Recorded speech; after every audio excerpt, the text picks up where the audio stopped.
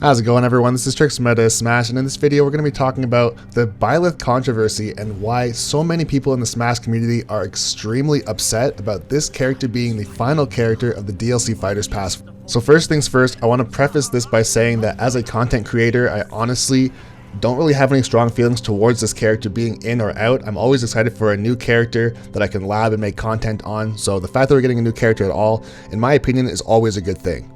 And with that out of the way, I can honestly say that one of the main reasons why people are so upset about this character being picked as the last character of the Fighters Pass is because Reggie had stated at the Game Awards of last year that every character in the DLC Fighter Pass is going to be a new character to Smash from a new franchise that has never been seen before. So the DLC, there's going to be 5 characters. Each character will come with a stage. It'll come with a collection of music. These are going to be characters that are new to the series, just like Joker from Persona 5, characters that you would not anticipate to be in Super Smash Bros. Ultimate.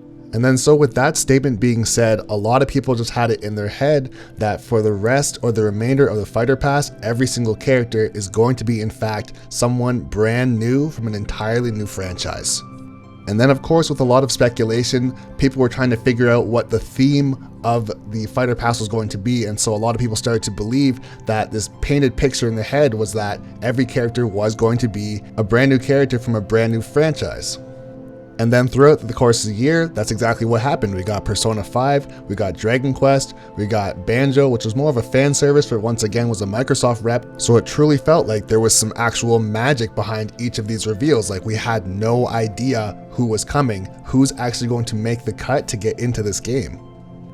And so with this idea in everybody's heads, we were really under the impression that we were never actually going to get another Nintendo character or first-party character as part of this Fighters Pass, just based on how things have gone so far. And when we got a Fire Emblem character revealed, a lot of people's hearts just sank. People felt like of all the franchises that Nintendo could have gone back on their word with, how are they going to pick Fire Emblem over everything? And once again, this is not me being salty, this is me taking a look at our Smash community and seeing how they all reacted.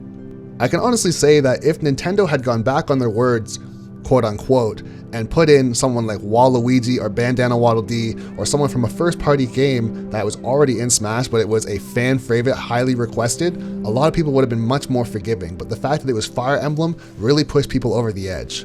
And to be honest, it's just the stigma, but with that being said, Nintendo knew this. If you paid attention to the trailer, they even dropped hints to the fact that yes, they know people are not going to be super happy about this, but it's ultimately their decision. This whole section of the trailer right here, where Byleth is getting beat up by every other Sword character, is a pretty big indication that of course Nintendo knew that people wouldn't be too happy about this. And on top of that, they even added this dialogue. Too many swordsmen, are there? And you wield the sword as well? What will you do? And on top of that as well, a lot of people in the Smash community had said that we never got a female character, and that was a huge gripe for a lot of people. They really wanted that. They would say things like Kazooie from Banjo and Kazooie doesn't count, or that Nintendo would appear as sexist for some reason if they didn't have a female character, although that was never even promised to us. And as kind of an answer to that complaint, they gave us a female skin of a character from Fire Emblem. So as an all-encompassing from this reveal, Nintendo knew exactly what they were doing, and they really kind of put the community in their place. And another thing I want to put into perspective, kind of from a technical standpoint, is that Reggie doesn't even work for Nintendo anymore, so they don't really need to stay by anything that he has stated in the past as far as saying that everyone in the Fighter Pass has to be from a new franchise. Whether or not it was genuinely the truth, or if people just took it as gospel when they really shouldn't have, ultimately, like I said before, Nintendo has the ultimate say as to what they want to do with the Fighter Pass. Also, Fire Emblem Three Houses does have some downloadable content coming out in the near future, so from a business standpoint, putting the main character of a new franchise into Smash is nothing but a smart move. And to be perfectly honest, I feel like this character is actually going to be really cool, because they don't actually have a traditional Fire Emblem moveset that a lot of people were worried about. So regardless of the stigma of Fire Emblem or not, they are going to play incredibly unique from everyone in the entire Smash roster. And lastly, I want to say, for anybody wondering, how come we didn't get Dante, how come we didn't get Monster Hunter, or something like that as DLC number 5 that would have really ended off the entire pack with a bang? In my opinion, the reason why we didn't is because if for whatever reason we got this character, Byleth, as the first character of the new fighter pass, a lot of people in the community would have pulled back and waited for more characters to be revealed and then bought them individually. And so in my opinion, I feel like the next fighter pass is going to start off with a massive impact to the scene. So think about it, if the first new fighter of the second fighter pass happens to be Master Chief or Dante or Monster Hunter, there's a much higher chance that people are going to buy the entire fighters pass.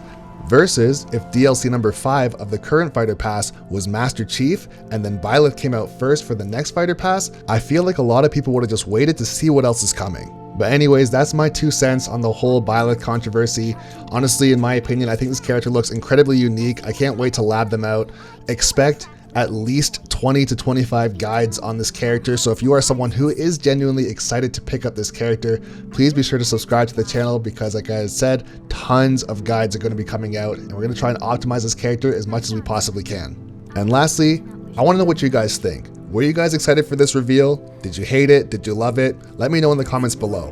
And once again, this is Trixx from Meta Smash saying thanks for watching the video.